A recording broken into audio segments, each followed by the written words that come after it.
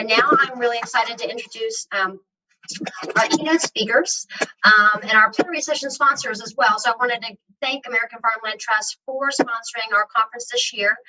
This session this afternoon is going to delve into the state of Texas farm and ranch lands and the myriad of threats that they face and some of the solutions that can help to address this growing challenge. I want to go ahead and introduce both Mitch Hunter and Billy Van Pelt. Thank you both for joining us today. All right, first is Billy. Billy Van Pelt is the Director of External Relations and the Senior Advisor with American Farmland Trust. He works with their national and regional programs throughout the Southeast and Texas. Before he joined AFT, he ran his own government relations firm and consulting firm, and also served as the founding CEO of the Woodford Forward, which is a land use advocacy organization in central Kentucky. Billy grew up in his grandparents' cattle and tobacco farm in Woodford County, Kentucky. He earned his BA from Transylvania University, BS in landscape architecture from the University of Kentucky College of Agriculture, and a master's in business administration from Midway University. He is currently the vice chair of the Transylvania University Board of Regents and also served on the Midway University Board of Trustees. He is also a member of the American Society of Landscape Architects. So welcome, Billy. And second, we're going to hear from Mitch Hunter, who is the research director with American Farmland Trust. And he leads the Farms Under Threat Research Initiative, which is using cutting-edge geospatial mapping to identify exactly which U.S. farmland or ranch land is most at risk for development, and also identifying key policy solutions. Prior to joining AFT, Mitch was conducting agronomic research on kernza, a novel perennial grain, at the University of Minnesota. He received his BA in government from Harvard University and then completed his PhD in agronomy with a minor in ecology at Penn State. His graduate research focused on sustainable intensification, managing crop cover mixtures on organic farms, and the effects of cover crops on soil improvement on maize drought stress. So thank you both for joining us today, and I'm going to kick it off and pass it to Billy. Thanks so much, Lori. Really appreciate this opportunity. I'm very grateful to be presenting today from the Texas Agricultural Land Trust offices here in San Antonio. As Lori mentioned, I have been with AFT for some time. I have been working in land use and farmland protection for 25 years. Really got this inspiration to conserve farmland by growing up on a farm in central Kentucky, a cattle and tobacco farm located just west of Lexington, if you're familiar with central Kentucky.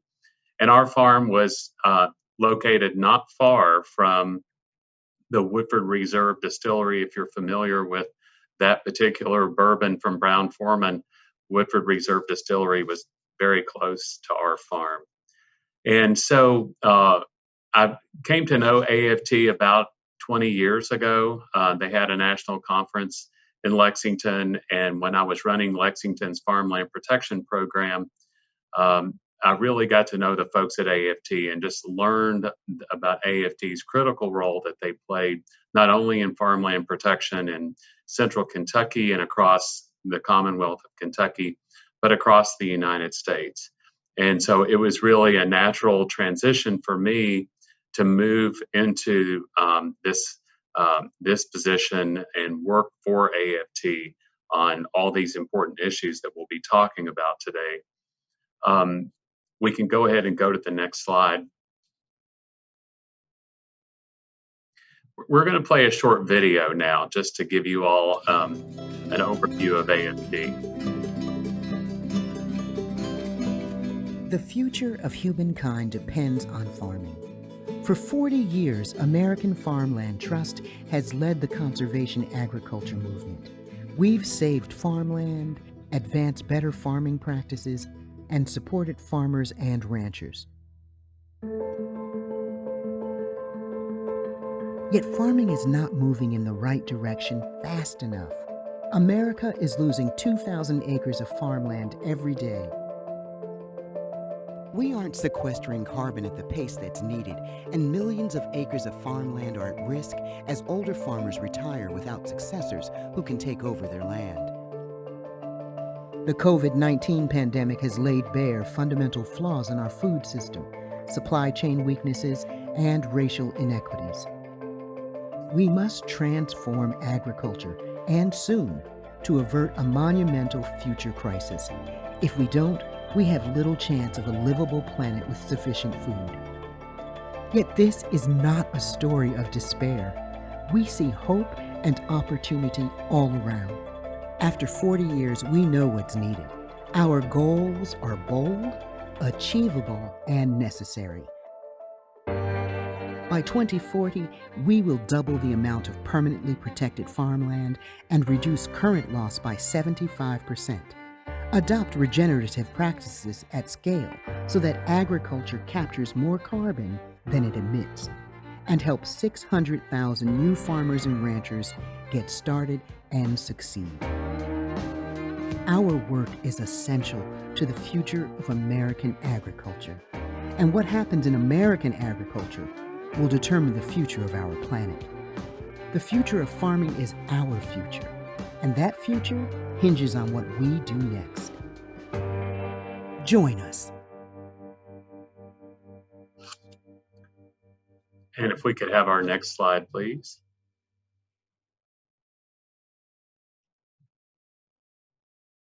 So, most people know American Farmland Trust by our taglines: saving the land that sustains us, farming is our future, no farms, no food. You've probably seen our bumper stickers.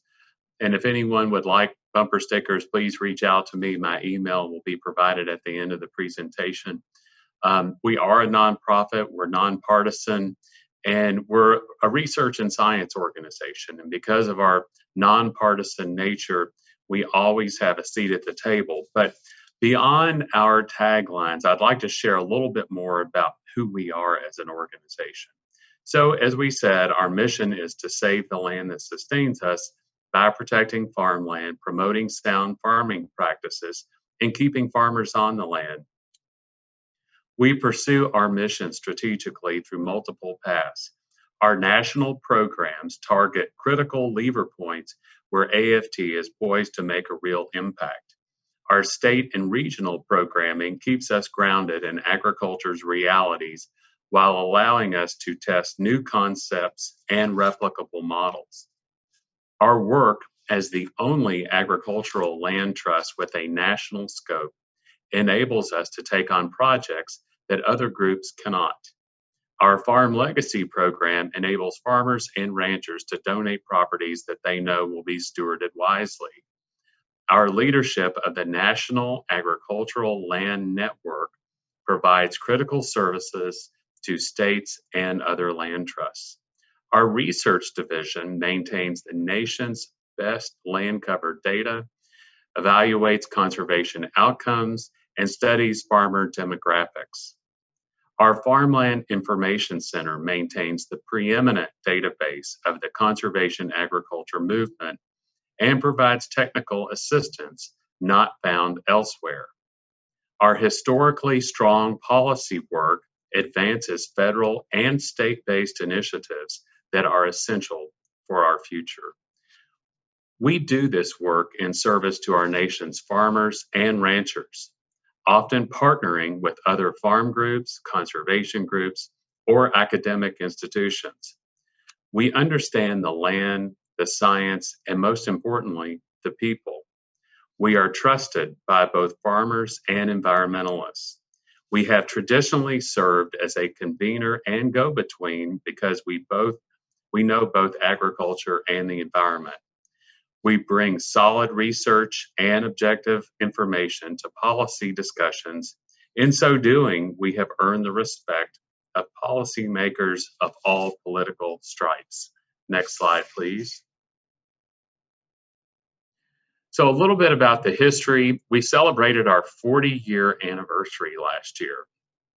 It's for those of you who aren't familiar with the history of AFT, Peggy Rockefeller, who was on the board of the Nature Conservancy at that time, was a farmer, and she felt very strongly about conserving farmland and helping farmers. And at that time, she really couldn't find a group to help move that mission forward. So she was She founded AFT along with some close friends, and that was in 1980. American Farmland Trust brought us the Farmland Protection Policy Act in the 1981 Farm Bill, the conservation title in the 1985 Farm Bill, conceived and advanced the Farm and Ranch Lands Protection Program, which has since become the Agriculture Conservation Easement Program, ACEP. In the 2018 Farm Bill, AFT was instrumental in securing $2 billion in funding for ACEP, which is, as most of you know, this is equal to $4 billion, right? Because all those have to be matched. We helped establish land trusts, purchase of agriculture conservation easement or PACE programs, and purchase of development rights programs like the one that I ran in Lexington, Kentucky, across the nation.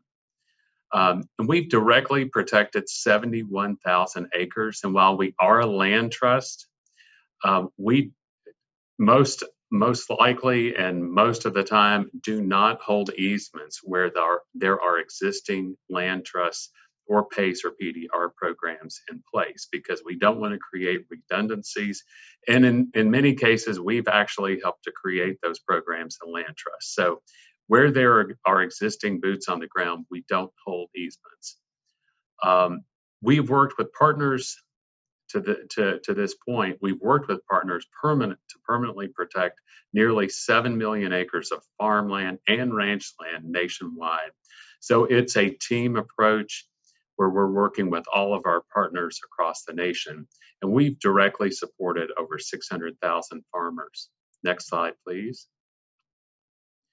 So as an organization, we have approximately 115 employees with 6 offices that you see here, and a program office in Louisville, Kentucky that just opened last July.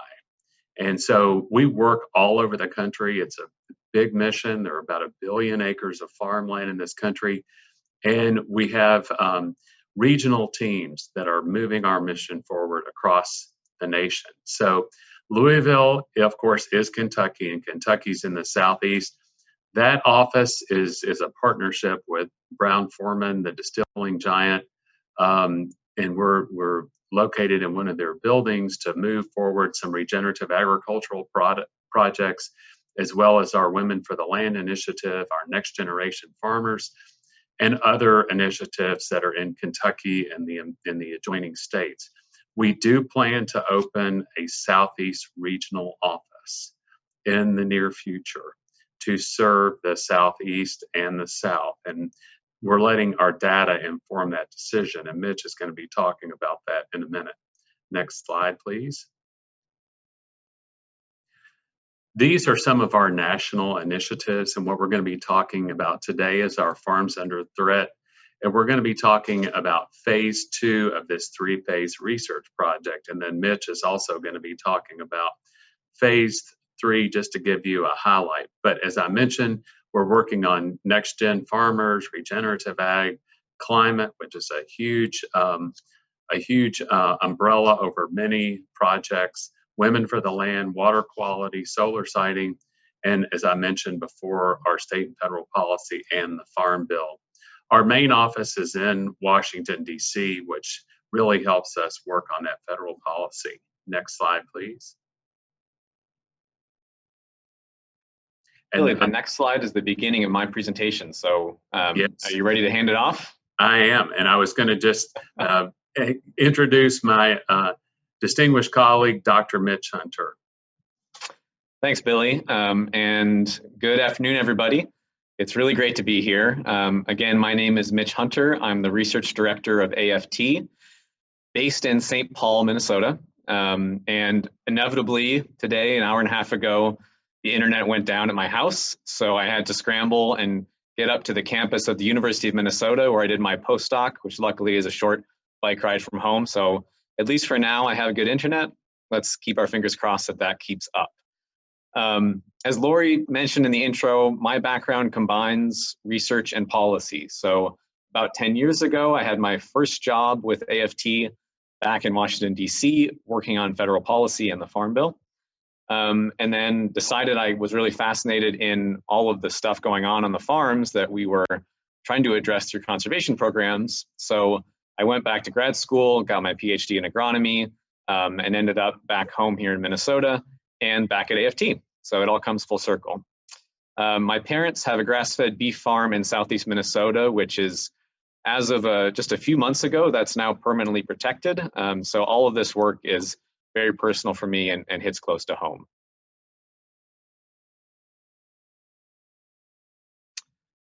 Okay, so even as we're seeing the beginning of the end of the pandemic, I think we can still look back over the last year and recognize that these are unprecedented times that make us rethink the systems that we rely on. All across this country, people have seen empty store shelves for the first time in generations. We have seen farmers plowing under their produce, dumping milk down the drain, and euthanizing animals simply because they weren't able to bring their crops to market. And we've seen how the food system, which generally goes unseen, except for by a lot of the people in this audience who work on food and agriculture all the time, but for the public, the food system generally goes unseen, and we've seen how it's both critical to our lives and vulnerable to disruption. The clear message from the pandemic is that if we don't act with foresight, we are inviting crisis. But out of this crisis, we can seize opportunity. And that's why I'm really excited to share with you the findings of our latest study, Farms Under Threat, the State of the States. Our report uses cutting-edge geospatial technology to identify exactly where agricultural land has been paved over, fragmented, or otherwise converted to uses that jeopardize agriculture. In addition, we analyzed how state policymakers have responded, and we identified the path forward for public policy at the state level. So the report is about both agricultural land conversion and the policy response, but it's actually about much more than that. It's about getting farming and ranching right before it's too late. Because without an abundant supply of farmland and ranchland, and without a thriving community of dedicated farmers and ranchers, our future is dim. Jobs, schools, and houses of worship will leave rural communities. We will not be able to clean up our water. We will not be able to fight climate change or protect biodiversity. And we will be in much worse shape the next time that our food system is sideswiped, whether by a pandemic or a drought, a recession or a heat wave. But this is why we do this work. AFT's reason to be is to avert future catastrophes. And I would guess that many of you at this conference have a similar mission. So I'm really glad to be in this excellent company. And it's a good thing there are a lot of us, because the threat to farmland and ranchland is real. You can see it on the landscape across Texas and across the nation. And you can see it in the maps and the data that we developed for this report. Our analysis shows that between 2001 and 2016, 11 million acres of the nation's irreplaceable agricultural land was lost or compromised. And that's equivalent to all the land in the US used to produce fruits, vegetables, and nuts. The conversion occurred across the entire country. Every single state saw shopping malls and housing developments and industrial facilities permanently erase some of their best farmland and ranch land. Now, if you're hungry for details on Texas, don't worry, they're coming in just a minute. But that 11 million acres of total conversion across the country amounts to 2,000 acres per day. And what that means is that every day, farmers and ranchers have 2,000 fewer acres on which to work, to feed our communities, to sequester carbon and create wildlife habitat, to make a living and support their families. And while every state has hotspots of development, Texas and the Southeast have some of the highest rates of conversion in the entire country. There seems to be a regional trend. But due to its vast size, Texas itself has the unfortunate distinction of being the most threatened state in the union. A total of nearly 1.4 million acres in the state of Texas were converted in just 15 short years. I'll say that again, nearly 1.4 million acres in just 15 years. That's nearly twice the level of the second highest state, which is North Carolina. And you can also see when you look at that graph on the right or the map on the right, that on a percentage basis, Texas's conversion rate is much lower than its southeastern neighbors. So comparing states to each other is difficult. They're all different, sizes vary a lot. or, population density varies a lot. But you can see for sure that in Texas, the threat is really high. But in addition to identifying the amount of acres, our new data provides unprecedented insight into the nature of the threats that these states face. Of course, urban development is the type of conversion that we're all very familiar with. Subdivisions, strip malls, and big box stores. And nationwide, 4 million out of the 11 million total acres of conversion were to urban development. In Texas, this made up only half of the total. Sorry, not only, this made up about half of the total, or nearly 700,000 acres. But this report brings a new threat into focus for the very first time: low density residential land use. We've known it was happening because all across the country, scattered large lot housing has been fragmenting and disrupting farming and ranching for years. But until this report, no one has ever been able to map it and measure it. And once we mapped it, we realized just how big of a threat it really is. Across the country, nearly 7 million acres were converted to low density residential land use from 2001 to 2016. And in Texas, it accounted for almost 700,000 acres, the other half of the state's total. Since it's so new, there's still a lot to learn about how low density residential conversion affects agriculture. But just from experience on the ground, we know that when non-farm neighbors start moving in, it gets a lot harder to farm. And that may be why we see that low density residential conversion can be a harbinger of future land loss. In fact, in Texas, we found that once agricultural land is dotted with scattered houses, it's 30 times more likely to be fully urbanized than the rest of the land. So thanks to this data, we know a lot more about the nature of the threat to our critical farmland and ranchland. But our report also shows the quality of the land that was converted and the land that remains. So to identify the best farmland and ranchland, we quantified the productivity, versatility, and resiliency of every acre of land in the US. And to do so, we used data on soils, land cover, crop type, and growing season length. Ultimately, we use this data to identify what we call nationally significant agricultural land, which is the best land in the country for producing healthy crops. Now, sadly, over the same time period, about 4.5 million acres of this land were converted, including over 500,000 acres in Texas. And to me, this really shows that we're not doing enough across our country to protect our most important agricultural land. And we know that when this nationally significant land is impacted by development, intensive food production is pushed to more marginal lands, where input costs are higher, yields are lower, and soils degrade more quickly. That just makes it harder for farmers to make money, and it increases the risk that they're going to go out of business. Critically, this highly productive land also has the most potential to sequester carbon and fight climate change. So with every acre of this land that's converted, our challenges become that much harder, especially as cities sprawl it into the countryside and people drive further and further to get to work, schools, and shopping. In fact, AFT research shows that every acre of developed land emits over 50 times more carbon than it did previously when it was being farmed. Okay, now that I've laid the groundwork, I'll show you the one map that summarizes our key findings for Texas. And you can see on this map that the farmland and the rangeland are divided into the top half and the bottom half of the state's total agricultural land, according to our analysis of productivity, versatility, and resiliency, which we summarize as PVR. And while our mission at AFT is to protect all of the farmland and ranchland, we know realistically that states and localities often have to prioritize how they spend their limited dollars. So we hope that states like Texas will use our PVR analysis and data to do science-based prioritization. And to this end, we're making all of our data freely available. So if you're at a land trust, if you work for the state government, NRCS, whoever, just please get in touch. We would be more than happy to share our data with you. And like Billy, my email address will be up on the screen at the end of the talk. Getting back to the map, the red areas show where conversion has occurred, whether it's to the urban and highly developed category or to low density residential.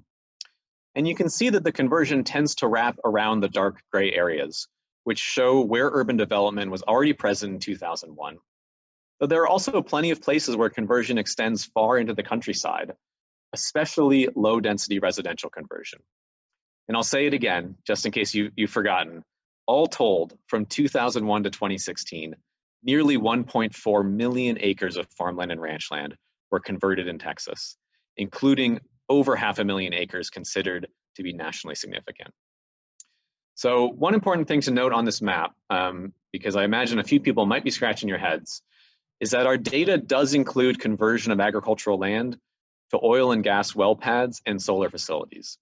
And so if you're looking at the western part of the state and seeing all that red out there, it may look like a huge percentage of the conversion in Texas was due to oil and gas development in the Permian Basin.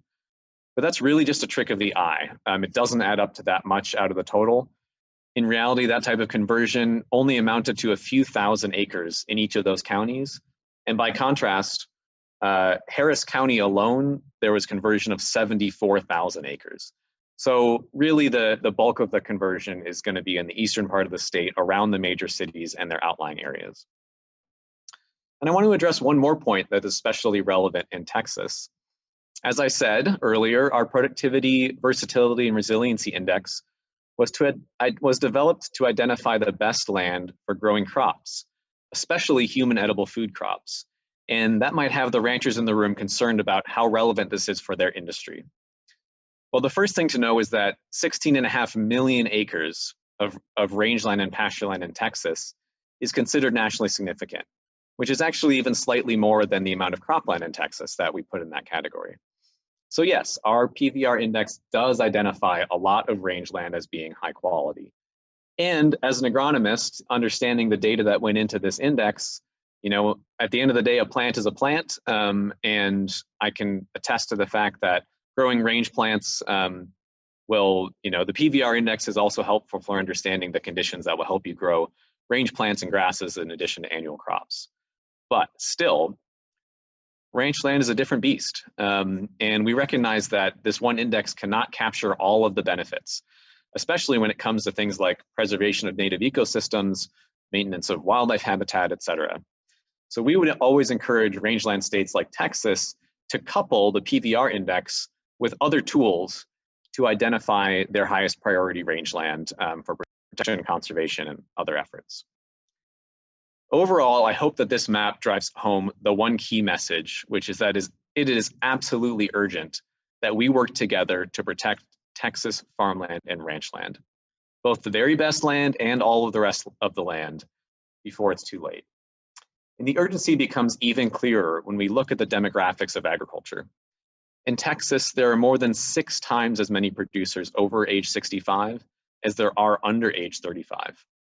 And from our research and experience, we know that land is most at risk of being sold for development when farmers and ranchers are retiring without somebody who wants to take over the operation.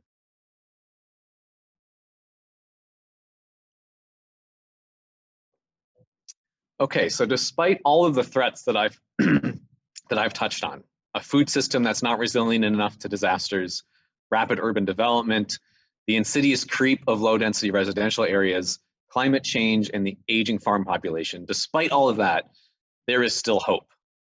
Our analysis shows that every single state has taken steps to combat poorly planned development, improve economic opportunities in agriculture, and help transfer land to a new generation of farmers and ranchers. And it also shows that there's a robust toolbox that states can draw from to help get this done. This toolbox contains the following, or includes the following policies, which we analyzed for every state in the union. First, purchase of agricultural conservation easements or PACE programs, then land use planning, agricultural district programs, property tax relief, farm link programs that help new farmers and ranchers access land that's being sold by retiring farmers and ranchers. And finally, state leasing programs where states take the agricultural land that they own and lease it out to hopefully new and beginning farmers and ranchers to help give them a start. And I'm sure that all of you could think of other policy areas that are also important for this work. But still, this is the first analysis of its kind, and it has incredible power to show us the way forward. So what we've done is to analyze all of these policies and summarize them in what we call the Agricultural Land Protection Scorecard. This map shows how states fall on the scorecard with darker colors corresponding to stronger policies. Yet even where the policies are strongest today, much more is needed. So this map is not about saying who's at the top and who's at the bottom. Instead, we hope that the analysis will help all the states learn from each other and raise the bar together. But to pinpoint the areas of greatest need where we need the most rapid progress on policy, we compared conversion threat to policy response. And this graph shows where the states fall. The amount of threat is horizontal, with greater threat to the right, and a state's level of policy response is shown vertically, with greater policy response to the top. So the orange and the red boxes show states where the response, the policy response, has lagged behind the level of threat relative to other states in the union. It's all relative. Again, every single state has plenty more room to do better. So we recognize all the amazing work that has been done to date in Texas. And I think we can all agree that there's an urgent need to build on this suite of policies and do even more.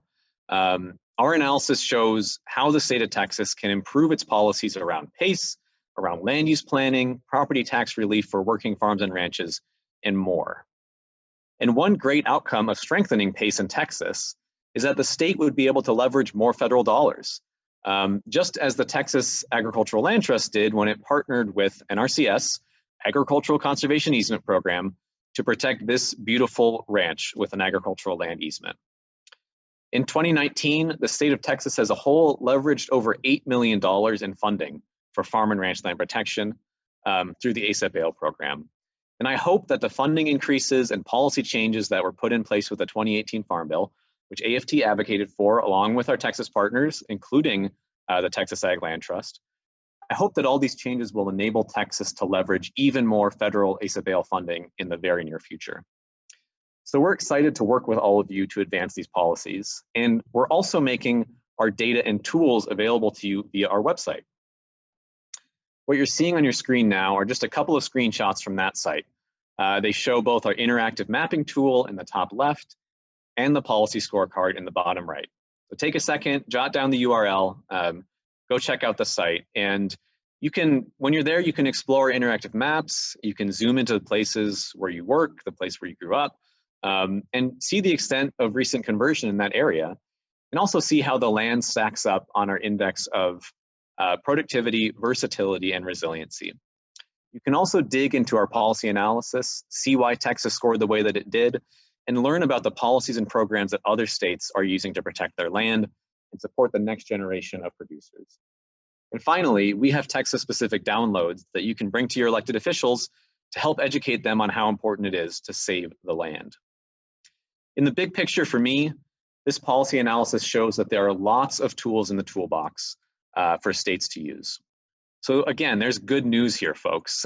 We can protect our land and support the people who work it. We can get farming right, and we can be more prepared for the next drought, recession, or pandemic. And we're actually in a really incredible moment for doing this work, with a big new commitment from the Biden administration to protect 30% of America's lands and waters by 2030. This morning, Sharon Buccino gave us a great introduction to 30 by 30. I know that I learned a lot from what she presented, and I would absolutely second her statement that land trusts have a big role to play in this effort. While the contours of the Biden initiative are still being worked out, we're all awaiting eagerly that report that they'll be releasing at the end of the month. We at AFT think that 30 by 30 is just a huge opportunity for agriculture. And we have called on the administration to commit to protecting 30% of our working farmland and ranch land by 2030, including 5% that would be permanently protected through agricultural conservation easements. This would be a huge leap forward, since as of today, we have protected less than 1% of all of our agricultural land. The other 25%, so that's 5% permanently protected, the other 25% would consist of a major expansion of our conservation programs aimed at enhancing wildlife habitat and sequestering carbon on working farms and ranches. Now, all of this needs to be done in a voluntary, incentive-based way, or it's just not going to work in farm country. And especially, it needs to keep our working lands working and ultimately help our producers remain viable, have profitable farms and ranches, and avoid regulation. What can we do now? Well, we think that USDA, even before maybe big legislation gets passed, USDA can get to work immediately using their existing programs and authorities. Well, at the same time, the administration proposes ambitious new legislation to expand ASEP Ale and the Healthy Forest Reserve Program, to strengthen the Farmland Protection Policy Act, which Billy mentioned before that we helped institute about 40 years ago, and to expand the Regional Conservation Partnership Program and use it in a way that's very focused, it's locally led, and it's designed to restore habitat on working farms and ranches in biodiversity hotspots and wildlife corridors. So that's a lot. We're excited about it, but if doing all of this in a smart and targeted way sounds hard, it will be. But luckily, AFT, with our research and programming, is developing resources that we think will really help. And we're doing this along with our analytical team at Conservation Science Partners, as well as NRCS and academic collaborators.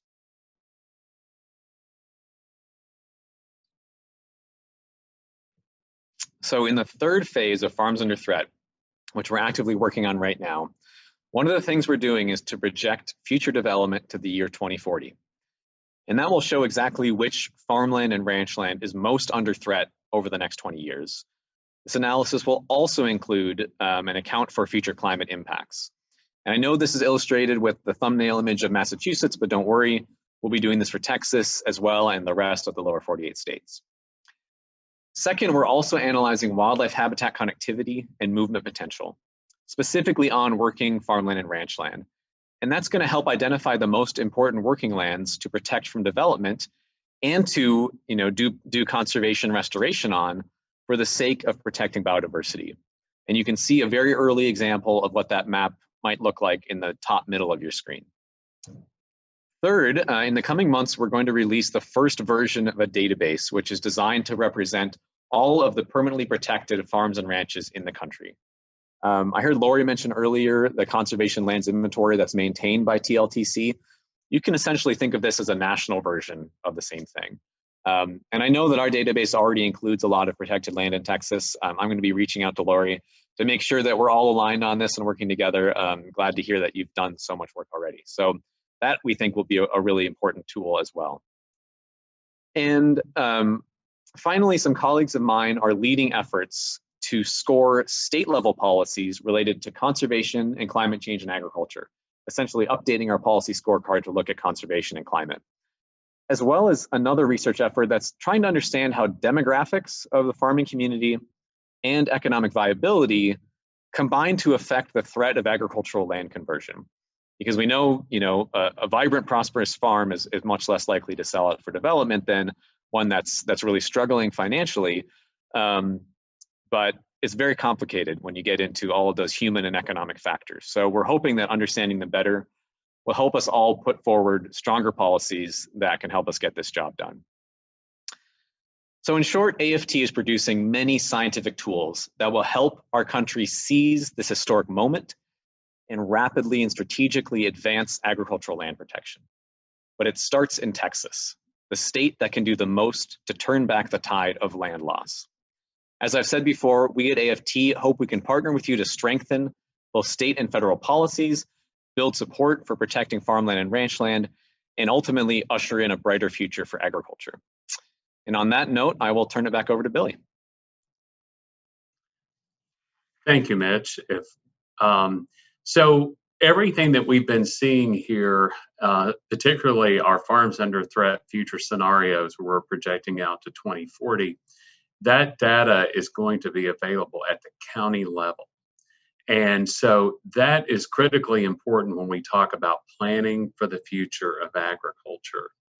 And if we could go to the next slide.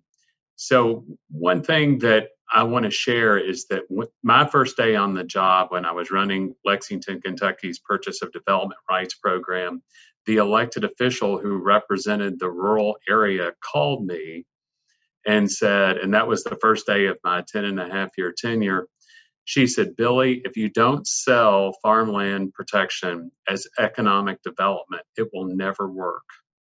So that's what we did. Planning for the future of agriculture is an economic development strategy. You can look at the economic impacts across Texas, the billions of dollars, the jobs, everything that's generated around agriculture. And planning for the future of agriculture is really about planning at the county level, planning at the regional level. So all the tools that we're talking about here is going to help move this forward. When we look at planning for the future of agriculture, using the tools that Mitch was talking about, we're looking at some of those basic things like large lot minimums in rural area, urban growth boundaries, agricultural zoning, coupled with farmland protection, getting that return on investment for elected officials. So you're matching those federal dollars, attracting those federal dollars into your community. Planning for the future of agriculture is an economic development strategy. It's also a quality of life issue. So at a foundational level, we need more people talking about why farms and ranches matter. We can't take them for granted, and they need to be talked about more and more. And it's essential with elected officials to help them understand at a greater level why planning and funding is so critical. So by providing this data the data that we have and the data that Mitch is working toward, it really gives elected and appointed officials the basis on which to make their decisions about the planning for the future of agriculture across Texas and across our country. So American Farmland Trust is ready, and we want to partner not only with the Texas Land Council members, but with partners across the entire state, with everyone that's on this call. We want to partner with you now to conserve more farm and ranch land, to work at the local, state, and federal level on policies that protect farmland, keep farmers on the land, and that advance sound farming practices. And we look forward to working with all of you. Next slide.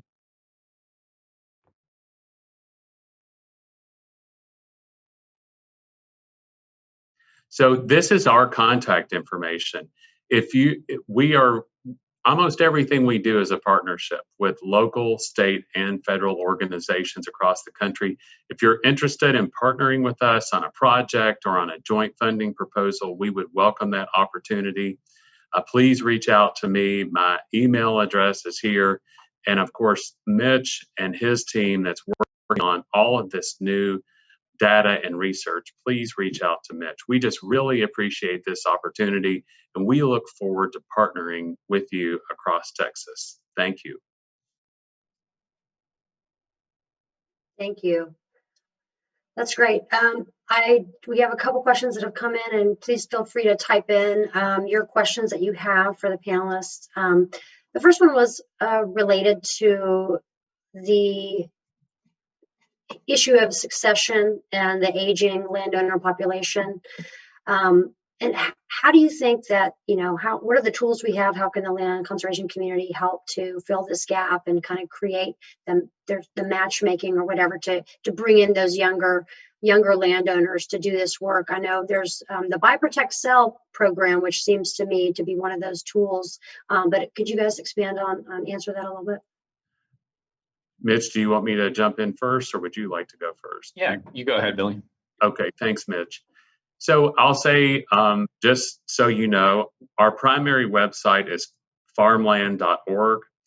We have a next generation farmers initiative, a national initiative, New Gen, as we call it at AFT.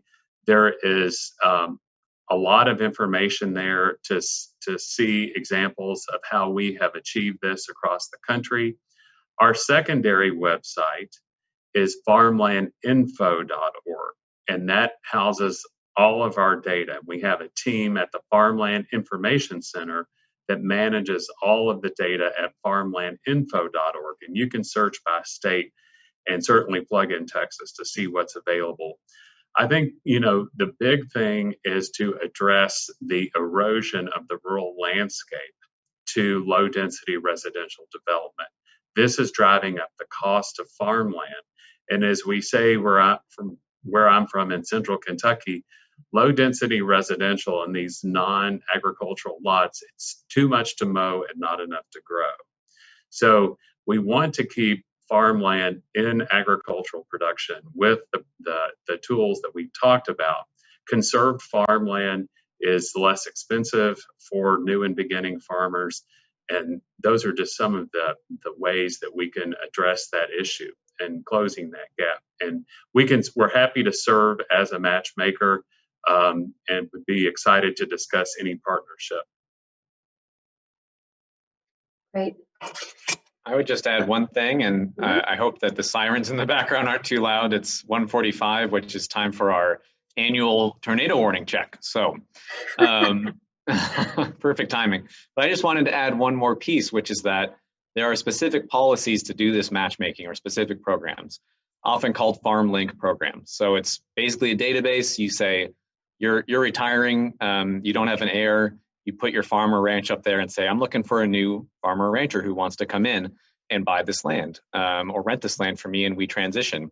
And then if you're young or just somebody getting into it, you go on that same website and say, hey, I'm looking for land in this area of this type. And Texas doesn't have one of these yet. So at least not one that's run by the state. So that's a really concrete, straightforward, it's not prohibitively expensive. It will take a little bit of public investment, but that's a really good first step. And you do that and you start to build buzz and make connections between people, and that can go a long way. I can say more, but this siren's getting louder, so I'll just leave it at that and encourage everybody there to take a look at FarmLink programs. Yeah, that's actually great. Someone is asking if you guys are having any conversations with our, state agricultural commissioner, or, I think this question sort of gets the idea of, how do we increase, the pace, if you will. What opportunities are there, at the federal level, but, in Texas, with our political, leadership. And, we have a funding program, the Texas Farm and Ranchland Conservation Program, but it's very modestly funded. And, we would like to get to the point where that has a lot more dollars in it, and maybe we can create some new policy solutions as well. But what type of scaling up do you guys really see as, being needed? And what do you think is the best way for us to engage with our elected officials? So I'll say that when we rolled out Farms Under Threat State of the States last May, we did a series of webinars across the entire country. I co-hosted the Texas Farms Under Threat State of the States webinar with my colleague, Chris Coffin. And we shared all of our information with the commissioner's office. He has the State of the States data for Texas, and his staff does as well. And I'll just say that broadly speaking, not just in Texas, but across the nation, it really is about education and outreach.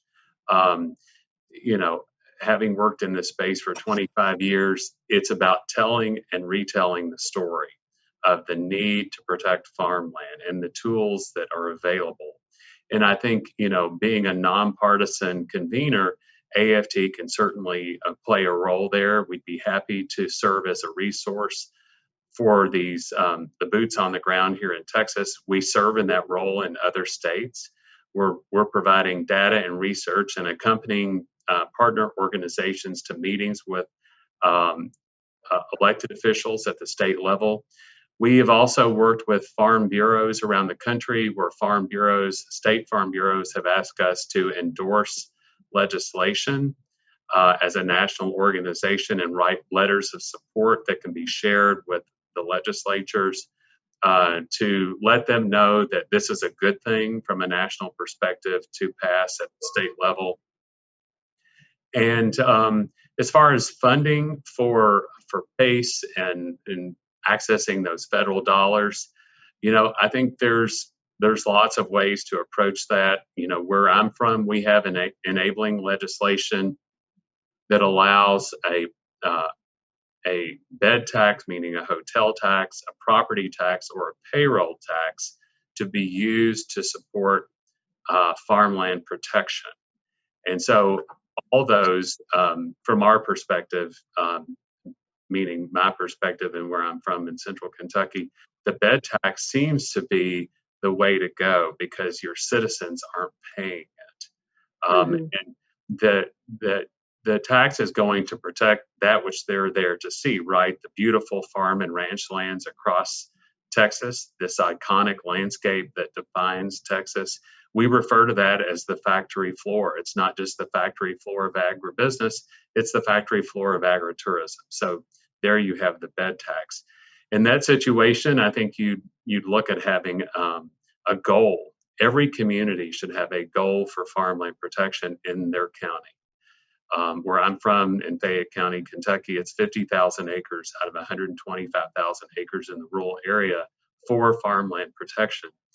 The development side, that gives them a little bit of a sigh of relief that you're not trying to permanently protect every square inch that's out there, but you want to permanently protect enough to retain your agricultural industries, your factory floor of all of your ag industries. And so I think presenting our cost of community services studies, which consistently show, we've done over 80 of them, sprawl uses more in services than it pays in taxes. Ag uses less in services than it pays in taxes. And your core urban areas use even less. So I think elected officials, particularly those that are very concerned about the physical realities of budgets in communities across the country, recognize sprawl as an unsustainable model. So even if they're not quite on board with the conservation conversation, they can certainly be on board with growing in a compact, contiguous way so that the taxpayer is not dinged unfairly in the coming years for services that far outgrow the ability for the local tax base to support. Yeah. No, I think in Texas we're a little hindered in that regard because we don't have, county rural land use planning tools to help kind of steer those things where they might, better be served. But one of the graphics that you showed was that box graphic. Some of the things that I think resonate a lot with Texas lawmakers and people is, they never want Texas to be last or worst or, anything, right? So, that box where we're down in the bottom red, where we have the highest threat and the least, to me, that's a great image. Like, look, we really do need to do more here. And the idea of the prioritization that you guys are doing as part of this to really say, we're not talking about preserving everything, but we really need to be strategic about preserving those lands that are of the most agricultural value. I had a follow-up question about that, which was sort of, I think you said it was going out to 2040 right now, or are you guys also looking into the future in terms of the potential for the prime or significant farmland locations to shift as the climate, changes perhaps, and how the science-based predictions might change over time? Yeah, that's exactly what we're doing. So good question. When we're looking at climate impacts on agriculture and on development and the interplay in a few different ways, but we are doing exactly what you suggested. So you can imagine as the world gets warmer and precipitation patterns change, you might have some places that were wet enough to grow crops, and now with additional heat and dryness, they might need to be transitioned into range or pasture. And you can also imagine, say, up in the Dakotas where it's been too cool to grow a lot of summer annual crops, they might become much more viable for that. So we're looking at exactly that and using nationwide data, a lot of historical data, as well as the projected future climate data to understand how those things are going to move around, both on the level of some of the big categories like cropland, pastureland, rangeland. And then we're going to look at some individual crops as well, because I think your average person understands, corn or apples more than they understand what rangeland is exactly.